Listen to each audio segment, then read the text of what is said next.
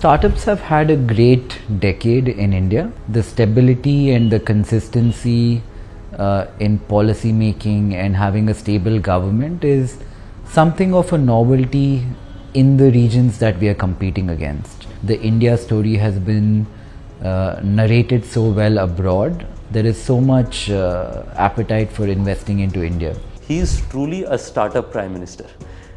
He has many attributes of an entrepreneur, right? He thinks big in terms of impact, but before doing so, he experiments that at a small scale. His ability of being able to look at large scale initiatives, but then tracking its execution very closely. Prime Minister Modi laid out the vision of making India a startup nation soon after getting elected in 2014 with his Startup India and Stand Up India program.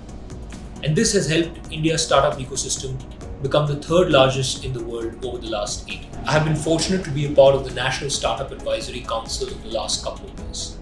And I have seen firsthand the effort put in by the Prime Minister, his Council of Ministers, and the government at large in promoting India's startup ecosystem. Since our Honorable Prime Minister took over in 2014, India's startup ecosystem has been thriving, and we are well on our way to become the startup capital of the world. The number of registered startups in India have grown to massive 73,000 this year. More than 50% of them come from Tier 2 and Tier 3 cities. We now have more than 100 unicorns and growing.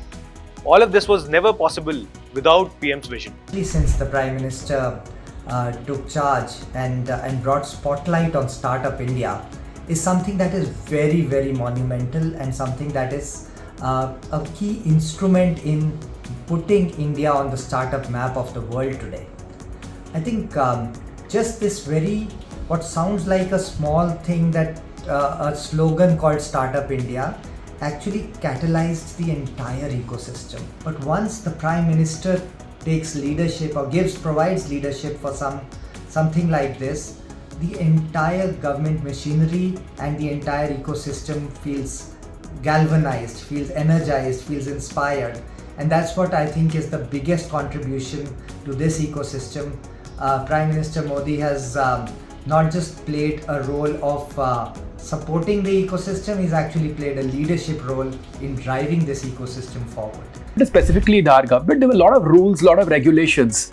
I think the most interesting thing is he's giving that power back to the startups. That look, you are special, you're doing something good for the country, and thus whatever help you need, we are willing to provide. I think fortunate, glad, and to witness this entire change in the last decade that the country has seen when it comes to entrepreneurship, technology, ease of doing business, and most importantly, getting rid of the red tapeism that was always hampering our country's growth. In 2016, I very clearly remember how PM Modi ji inaugurated the Startup India mission at Vigyan Bhavan. And I was there to witness, that extremely important, thunderous event that captured a lot of eyeballs at that time. I was building a startup in electricity theft detection. I used to work with a lot of governments, and the atmosphere was completely different. Now, when you go to a Startup India or a Niti Aayog or Invest India or METI, they are super progressive, super intelligent, completely in sync with the time, and just taking bold decisions and helping drive India ahead.